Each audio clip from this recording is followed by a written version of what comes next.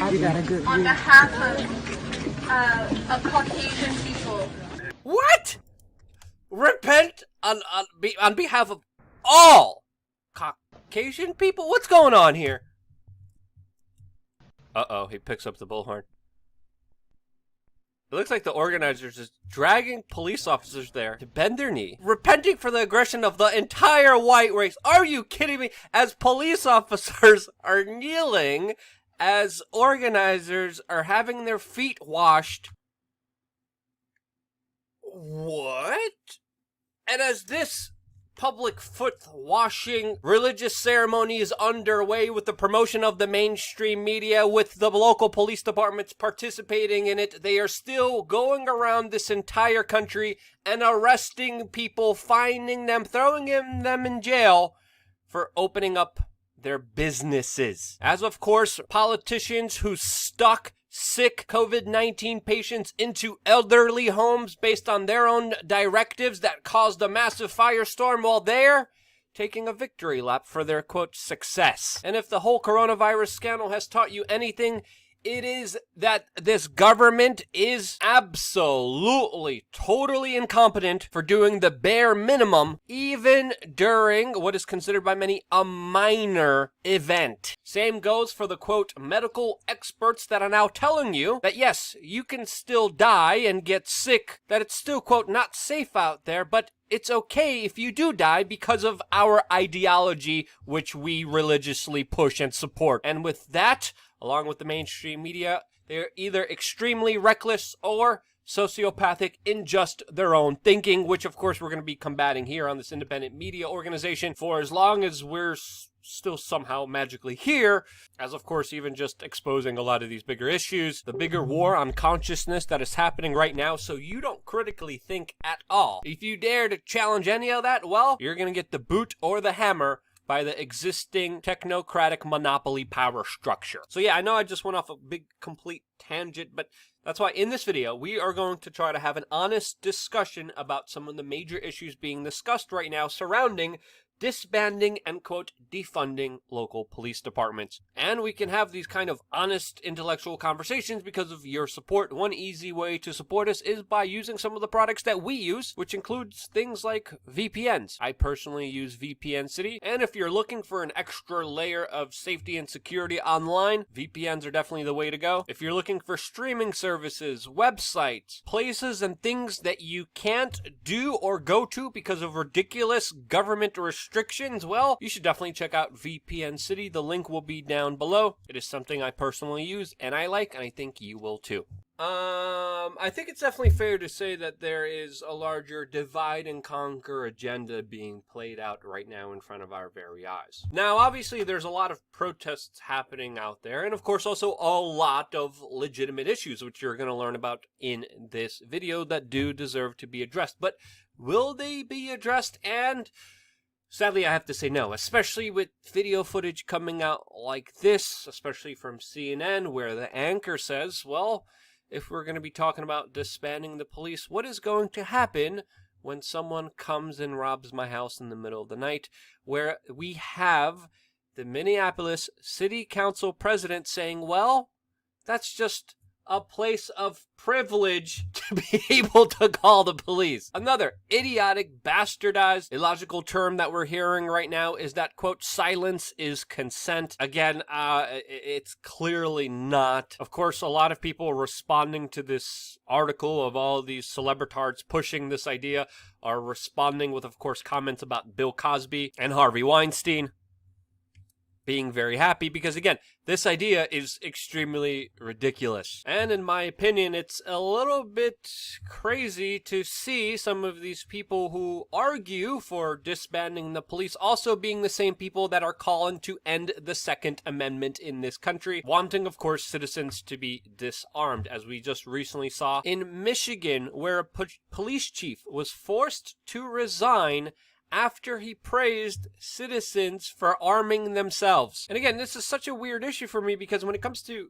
government accountability, government atrocities, holding the authorities, holding the police officers accountable, this is something that I've been advocating for many years. But now people need to realize, with it being associated with a cult-like religious dogma, with the support of the mainstream media, with the support of all the multinational globalist corporations out there, the big banks, with the tech monopolies, and even Mitt Romney behind them, this obviously puts me in a strange position where I have no affinity with them at all, but I do believe something does need to be done against the corrupt and power-hungry police departments out there. Now, of course, one of the talking points that we've been hearing is this disbanding of the police. And again, there's a very simple understanding and argument that you could make here that doesn't have anything to do with, of course, privilege of you getting your house broken into. It doesn't mean getting rid of policing altogether. What it means is replacing the officers that are already there, just like the city of Camden, New Jersey did a few years ago in 2013. The city back then in 2012 wanted more police officers but couldn't afford them. The police department was disbanded and replaced with new officers that took the job for a lower pay. And now Camden, even though still a very crime-ridden place, has actually recorded less homicides, 67 in 2012 and 25 in 2019, which some people attribute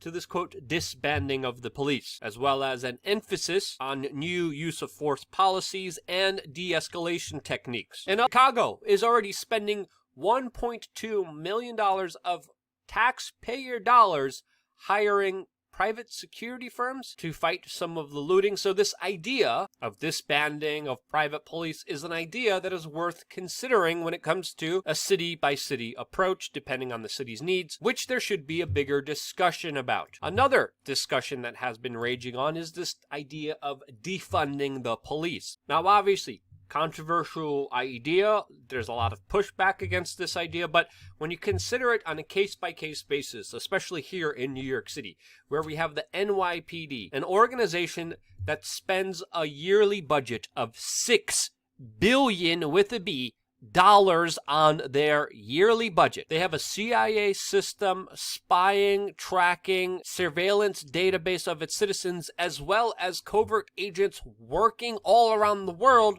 with around 40,000 police officers, and they just stood down when the rioting and looting got its most intense in the city. And then you kind of have to ask yourself, why are we spending $6 billion on a police department that's going to sit back as crime is taking place? And obviously there's corrupt government officials that want to take a part of that budget and redistribute it against other just horrible government services. Again, when you look at government and the services they provide, they are almost always horrible. So instead of just spending the money, how about we don't steal it from its citizens in the first place, which, because of the taxes, because of the regulations, because of the permits, has become exorbitant and unattainable for any person to even make some kind of living in this city. So yes, stop taxing and spending so much money on a police department that wants to play like it's the CIA. Now, those are concepts and ideas that I believe are worthwhile, that they should be considered. There should be a big conversation about this that could potentially lead to an action, but will it?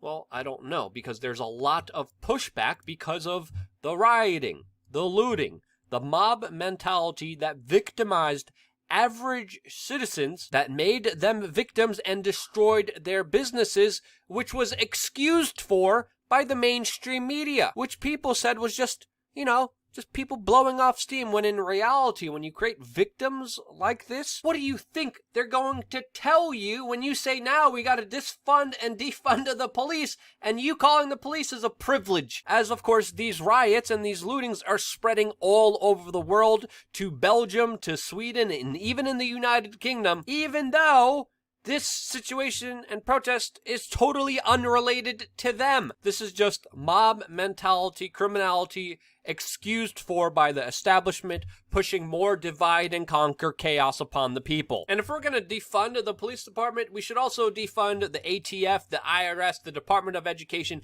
and all these other big bureaucratic government agencies that are creating more of a problem than they are allegedly solving. Again, there are important issues like the war on drugs, civil asset forfeiture, no-knock warrants, the militarization of police, quotas on tickets that do deserve to be addressed, that do deserve to be ended. But are the politicians that created this problem going to solve it?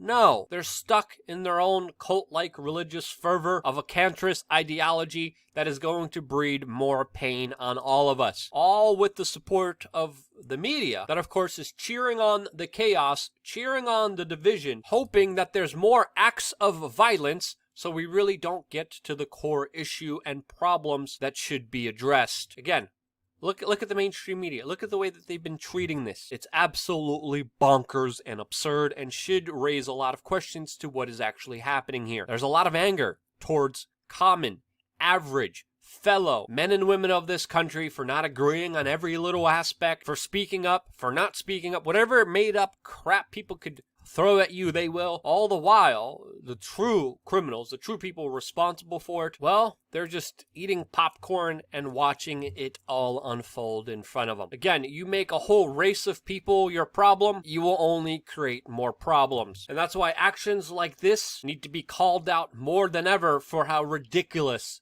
they are. Since many people directing this, they just want a seat at the table so they could continue doing the same exact thing. So yeah, until we all realize that and wake up to the bigger picture of exactly what's happening here and stop seeing each other as the enemy, well, we're just going to keep repeating the same asinine cycles that keep happening every 4 years as a ploy to, of course, use you for the benefit of others. That's my take. That's my opinion of exactly what is happening here.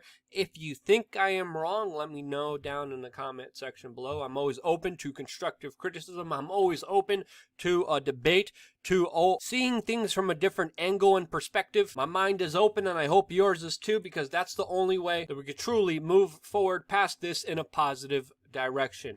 Without you, I wouldn't be here. Love you guys. Stay tuned for more here on WeAreChange.org. And share this video. It's more important than ever.